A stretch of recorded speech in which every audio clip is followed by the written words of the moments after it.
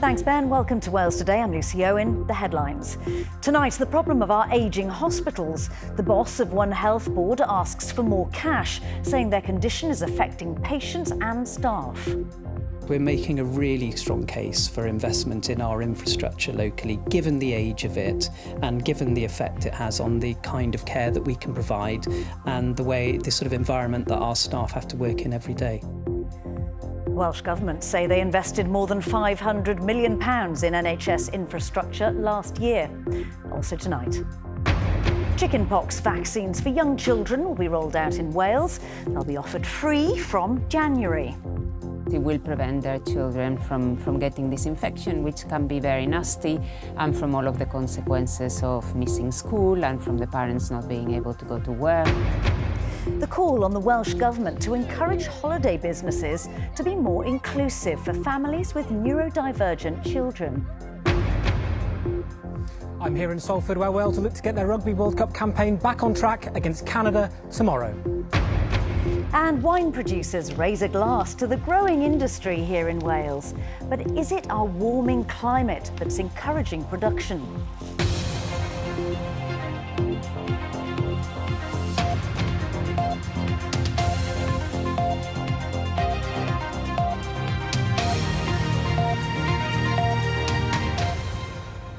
Good evening, Noswaith. We often report on this programme on waiting times for your NHS treatment, but tonight a reminder of the challenges around maintaining the hospitals in which you receive that care. After it emerged last November that a new hospital in West Wales was at least 10 years away, the chief executive of the Hywel Dda University Health Board says it's making a strong case to the Welsh Government for investment in existing ageing hospitals. It comes just a few days before a public consultation on where key services are delivered in the future comes to a close. Well, our reporter Ben Price is outside Glangwili Hospital in Carmarthen for us this evening. Ben. Thanks, Lucy. This hospital has been on this site since 1949, and like a number of other hospitals across the Hywel Dda Health Board area, there are some significant structural challenges that they face. Now, those key sites in terms of the main hospitals are in Llanelli, here in Carmarthen, Haverfordwest and Aberystwyth, spread across a predominantly rural area in West Wales and part of Mid Wales, and that in itself brings a number of challenges, particularly around how investment is prioritised and how and where services should be delivered. Built just after the Second World War, the site of Glangwili Hospital has for many years been seen as one in need of refurbishment. Beyond the buildings themselves, a number of hospital services across the Hywel Dda Health Board area have been described as fragile. There were plans for a brand new hospital, but last year it emerged it could take at least another 10 years.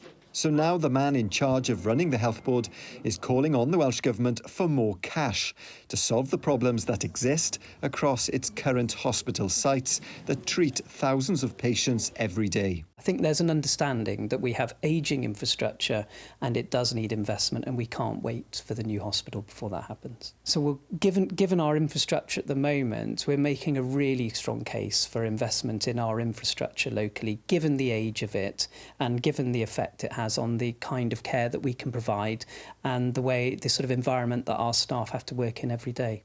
In May, a consultation started which outlined proposals on the future of 9 key services which serve more than 400,000 people. They include reorganising such things as orthopaedics and stroke services, each with up to 4 options for investing, reducing staff costs, altering staffing levels, or a mixture of those. I think centralisation isn't always the best way forward. I think, as I said, we've got a wide remit. It's a large place, it covers lots of people. I think money definitely does need to be spent. I think COVID taught us that we can function out of tents and things like that. You know, yes, we need the physical infrastructure of MRIs and CAT scans and that, but, you know, when you've got a couple of tiles and things going round, you see walking through the hallways of Glangwili. The issue is waiting times, not people wondering, oh, it's a funny stain. How and where you think money should be spent in hospitals across the Hywel Dda Health Board area can very much depend on where you live. For example, many people here in Carmarthen argue that investment should be prioritised for Glangwili, which is more than 70 years old. But then there are others further west in Pembrokeshire and the north in Ceredigion who say any investment should be spread fairly across all key hospital sites. The Health Board says no decision will be made until all opinions on the proposed restructure have been considered. The consultation ends on Sunday. We do plan to bring back the conclusions either later this year or, as we're getting a lot of feedback, it could go into next year. The Welsh Government says it invested £500 million in the NHS Wales estate and infrastructure last year, and it'll continue to work with Hywel Dda on its future requirements. Structural challenges, of course, aren't unique to hospitals across the Hywel Dda Health Board area. In fact, most health boards in Wales have similar challenges. The overall maintenance backlog cost is close to £1 billion when we look at the picture nationally. And of course, you may remember last year significant investment being given to Princess of Wales Hospital in Bridgend for a new roof. Now, back here in West Wales, the priority in the coming months is to listen to the people of this area as to how they would like to see key services being delivered in the future. A consultation on that closes on Sunday. Ben Price at Glangwili Hospital in Carmarthen, thank you very much. An inquest into the death of a 32-year-old woman found dead in the Riverside area of Cardiff last week has been opened and adjourned. Naroda Nianhela was found between two cars at South Morgan Place on the morning of the 21st of August. A post-mortem examination found the cause of her death was multiple sharp force injuries. A 37-year-old man has been charged with her murder. The financial director of a care home in Pembrokeshire has denied defrauding her workplace out of more than £500,000. 57-year-old Karen Murray from Haverfordwest faces 9 charges related to fraud by abuse of position and forging people's signatures. It's alleged she defrauded East Park Care Centre in Kilgetty out of a total of £506,000 between 2013 and 2024. Murray entered a not guilty plea at Swansea Crown Court and was released on bail until her trial next June. Despite rainfall in parts of the country, drought status has been declared in North Wales. Natural Resources Wales say trigger levels have been met to move the north into drought following South East Wales, which declared drought earlier this month. People are being asked to use water wisely to ease pressure on the environment and on water supplies. Young children in Wales will be offered the new chickenpox vaccine on the NHS from January next year. It'll be given in 2 doses at 12 months and 18 months of age, combined with the existing jab which protects against measles, mumps and rubella. More now from our health correspondent, Jenny Rees. In most children, chickenpox is a relatively mild illness which they'll recover from without any sort of treatment, but not always. And it can have serious consequences for pregnant women. Each year in Wales, around 4,000 people visit their GP with symptoms of chickenpox. 300 or more will be hospitalised. And sadly, on average, there are 3 deaths related to the infection. The rash, the lesions in the skin get infected. It can cause some severe problems for kids, and in rare instances it can cause other problems such as swelling of the brain or inflammation of the lungs. And of course, children are out of school for quite a number of days with chickenpox. Which also has an impact on the wider economy, with parents invariably needing time off work. As things stand, the vaccine is only available privately. 2 doses typically cost around £150 in total. From January next year, that will change, and the NHS will add it to the routine jab that babies are given at 12 months and 18 months for MMR, measles, mumps and rubella. We know that for the first dose of that in Wales, we have uptake of around 90%, which is fabulous.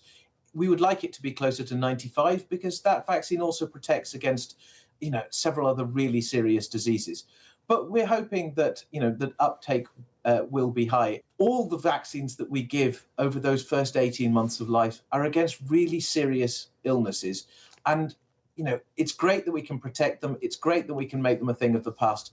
As those take-up figures suggest, hesitancy among some persists. All kids really have it, don't they? And they're all right after it.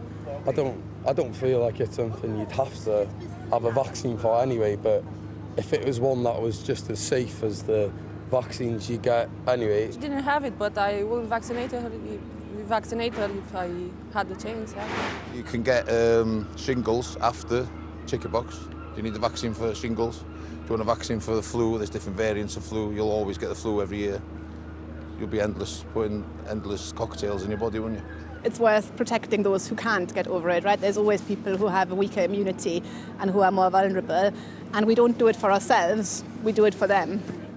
For those who've missed out, a catch-up programme of chickenpox vaccinations will also be available for children up to the age of 6. Airbus workers have postponed a strike planned for next week after receiving an improved pay offer. Unite members working for the company, which has a site at Broughton in Flintshire, were due to strike from the 2nd of September. But the union said those plans have been put on hold while members vote on the new offer. Meanwhile, planned bus strikes in Cardiff have been called off after workers accepted a new pay offer.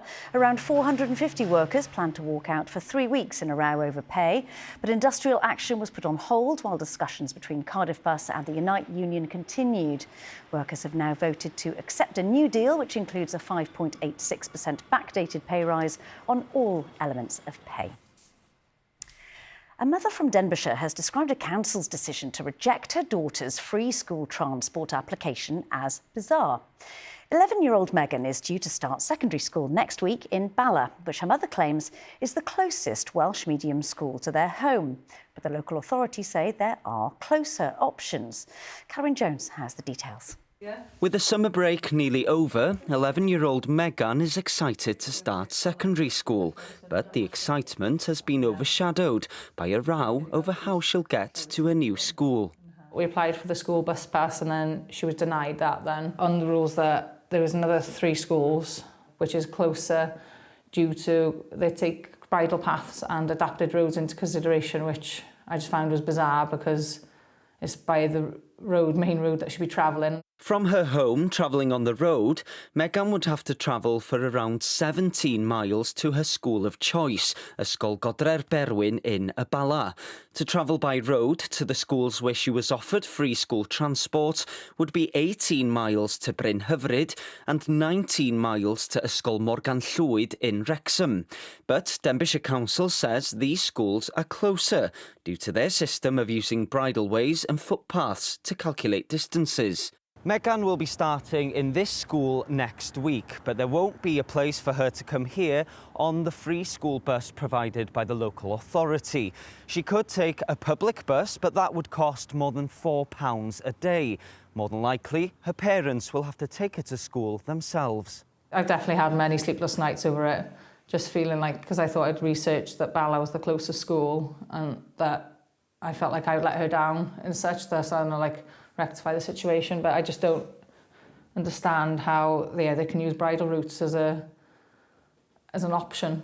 Most of my family are fully Welsh and I went to a Welsh primary school. And of course everything that's been happening now with the bus pass, how did that make you feel then? Sad a little bit because everybody else would be going on the bus and then I would just not.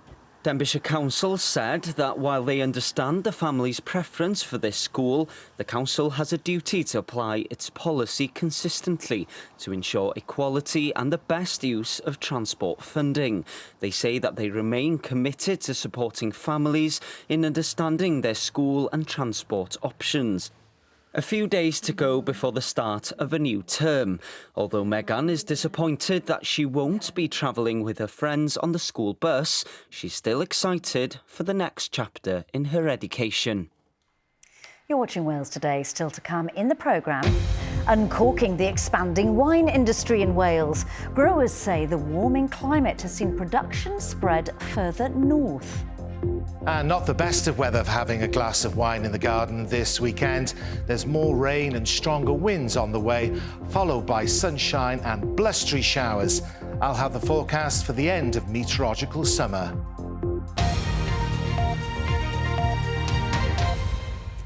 A mother from Bala who says she struggled to find a suitable campsite for her autistic son is planning to set up her own. Janatha Carden, who already runs short breaks for neurodivergent families, said finding appropriate accommodation can be difficult, and one academic is calling on the Welsh Government to do more. Our communities correspondent Kate Morgan reports. Playing together at a camp in the summer holidays is extra special for these families in Bala. Many say they've struggled to find somewhere suitable for their neurodivergent children.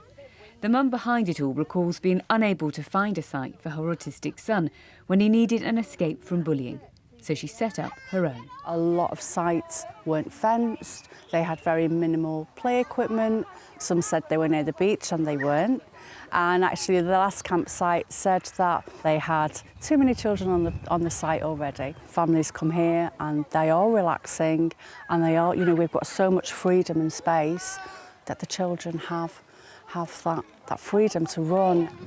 Tony Hall has been coming to the camp over the last 3 summers. She says it's been life-changing. I get quite anxious, so going to a campsite or going away somewhere because I don't know how we're going to react and how other parents are going to be watching us or how it is just in general. That's amazing. Lee Morgan, whose 7-year-old daughter Liliana is autistic, says preparing for the summer holidays can be tough. With some parents in particular, that 6-week period is a stressful period, and it doesn't start with the 6 weeks, it starts months before because you're reliant on your support network. If you haven't got a support network, it's an incredibly stressful, difficult time. One academic who's researched the holiday experiences of families with neurodivergent children says the Welsh Government could be doing more. There's quite a lot of neurodiversity training out there, but it's just not enough. And we need to, the government could provide for that a lot more to make sure there was a national syllabus, as it were, for companies, for organisations, to make sure that everybody has a basic level of knowledge about neurodiversity, what it involves, what the people are like and what you can do to help them. A spokesperson for the Welsh Government said inclusive tourism is essential to ensure Wales is a welcoming destination for all. They said Visit Wales can support in educating the sector to understand neurodiversity, and they're keen to work with industry partners, academic experts and neurodivergent communities to explore how best to embed inclusive practices. For Janatha, this camp is just one step in the right direction. The goal is to find a permanent site and build a place where everyone can feel at home. On to rugby now, and Wales know they'll have to cause a major upset if they're to keep their World Cup hopes alive this weekend. They face Canada in Salford tomorrow, a team they haven't beaten in 20 years. Well, our reporter George Zielinski is there and joins us now. George. Hello again, Lucy. Yes, welcome to the Salford Community Stadium, where Wales know they have a big job on their hands if they are to stay in this year's Rugby World Cup. Last week's heavy defeat against Scotland, that 38-8 defeat against Scotland, really did leave them on the ropes, didn't it? This week they know against Canada they have to come out fighting. Wales were back on the same pitch that saw capitulation to Scotland last weekend, focused on making amends tomorrow. Head coach Sean Lynn pulling no punches in yesterday's press conference, calling on individuals to step up and take opportunities. Well, Lynn will be giving opportunities to 7 new players brought into the starting 15 for tomorrow's game. Big changes in the hopes of a bigger and better performance. Linny wants us to be brave, and he's told us to be brave from the start, and now we just need to put that into action. I mean, we need to play with smiles on faces, and that's something that our captains always say to us. They always say, smiles on faces, like this. We play rugby because we enjoy it, don't we? And we put a lot of hard work into it, so it would be absolutely criminal to go onto that pitch and not enjoy every moment that you can. Meanwhile, back in Wales, there were plenty of smiles on faces at Cardiff Quins Rugby Club, where former player Eleanor Snowsill hosted a special rugby session with potential internationals of the future. It's one of the best clubs in Wales, and there's a lot of talent that comes through that club, and we're here. There's a training session going on behind me. I've been fortunate enough to join in. Thankfully, I didn't get stepped by anyone yet. Canada are an incredible team, and I do think they've got the potential to go all the way in the tournament. Saying that, there's always one upset in every World Cup tournament. We all know that, and what I do know from the girls, they were all extremely disappointed by the result and the performance last week. And what I do know is they'll come back out fighting. Canada, who are also putting in their final preparations at the Salford Community Stadium, go into tomorrow's game knowing a win will guarantee them a spot in the World Cup knockout stages. It'll take a much improved Wales to stop them. It certainly will. Well, as we discuss this year's Women's Rugby World Cup, it's been 34 years since the first ever Women's Rugby World Cup held in Cardiff. I'm delighted to say I'm joined by a member of that Wales squad back in 1991, Susie Glavin. Susie, thank you for joining us in Wales today. Yeah. Talk me through that 91 tournament for you. Yeah, it was amazing. So I've been playing rugby for about 4 years and had a really great club. Swansea Uplands looked after us. And then when we got to trial, we're not going to miss this opportunity. So 3 of us qualified and got selected, and when that letter landed through my post box, I couldn't have been prouder, and equally neither could my dad, who had introduced me to the game and taken me along to my first game and said, "Suze, you can play rugby, look, women play it." And I was like, wow, I would absolutely love to. So got selected, and then it was just a whirlwind. Fought against the imposter syndrome. Wow, I am going to be selected. And then when I saw the draw, Canada, interestingly, New Zealand facing the first ever women's haka. Have to be honest, not in such great surrounds. We're so blessed with the surrounds today and the other venues. But we played, we represented our country, smaller crowds, not as many broadcasts.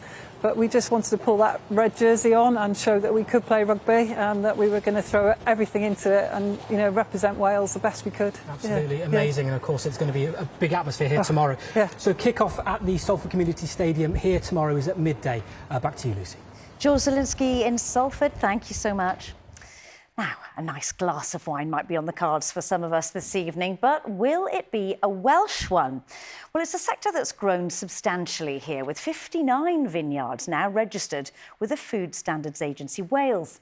A warming climate has allowed wine production as far north as Anglesey, at a time when more traditional wine-producing regions are struggling. Our money editor, Felicity Evans, reports. Gwen and her husband planted their first vines in the Vale of Clwyd in Denbighshire in 2018 and have won a variety of Welsh and Wine GB awards in the years since. North Wales may not seem the obvious place to make wine, but like elsewhere in Wales, the number of vineyards has shot up here in recent years. There are now at least 59 across the country. There's certainly vineyards cropping up, in parts of Wales where there is this microclimate, then there are vineyards cropping up there, and we hope to raise awareness of the sector and to spark an interest in people. Rob and his wife Nicola are amongst the pioneers. They planted near Abergavenny in Monmouthshire in 2009, when there were only around 6 vineyards in Wales. Since then, they've won multiple international awards and supply 7 Michelin-starred restaurants around the UK. Even so, like other Welsh vineyards, they remain small-scale producers compared to their much larger English neighbours. The thing for Welsh vineyards is just to focus on quality, the provenance and integrity of the vine and the wines that we're producing. It's not to get sucked into the big English juggernaut, if you like. Tourism is a crucial part of the business for Welsh producers, who sell a lot of their wine after tours and tasting events, which also help to spread the word about Welsh wine.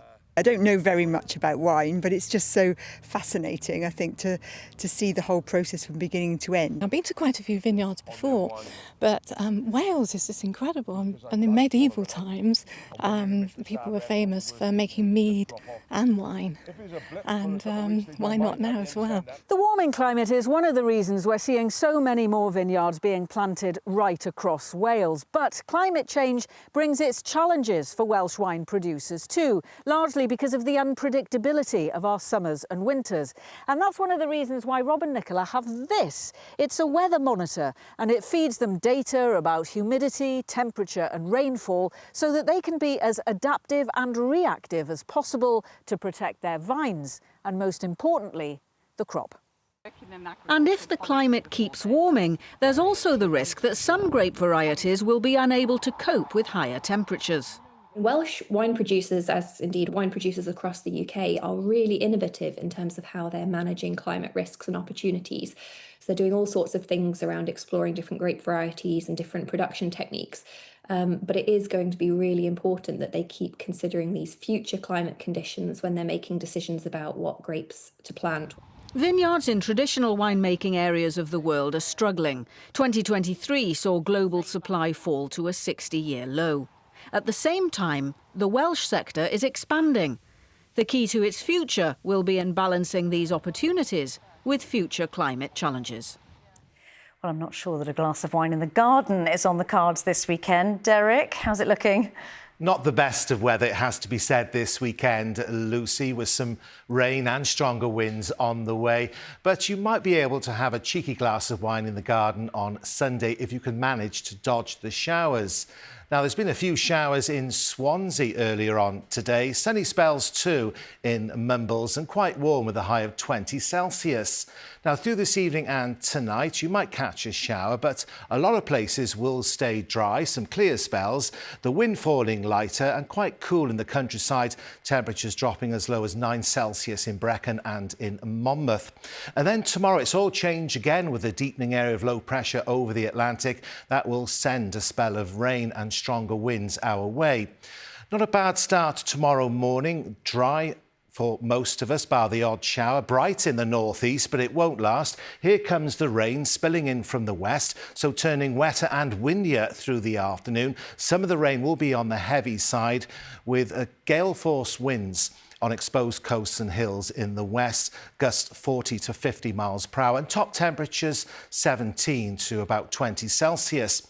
Now, if you're heading to the Llanfair Cerenian annual show in Powys tomorrow, a dry and bright morning there, but expect some rain in the afternoon and the wind picking up as well. Now, tomorrow evening will turn drier and clearer. Scattered showers overnight, though, and some of these on the heavy side, and still quite windy in the northwest. The lowest temperature around 11 to 13 Celsius. And then on Sunday, it remains unsettled with this low pressure on our doorstep. That means a breezy, if not windy day on Sunday, with a mixture of sunny intervals and blustery showers. Some of the showers will be on the heavy side. Top temperatures in the range 16 to 20 Celsius, with brisk and gusty winds, especially in the west.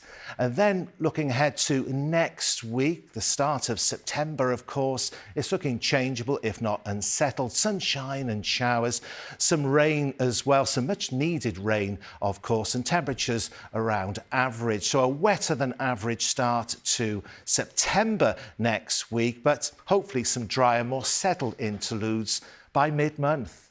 Lucy. Derek, thank you so much. And that is Wales Today. Lily Hewitson will be back with your next update right after the 10 o'clock news. From all of us on the programme, though, have a great weekend. Bye-bye.